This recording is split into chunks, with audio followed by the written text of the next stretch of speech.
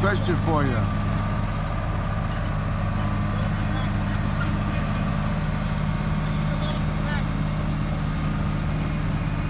How does this guy and this guy get into this guy?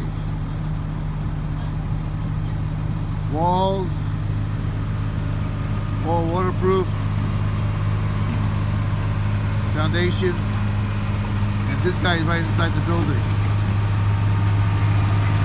Well, how about this guy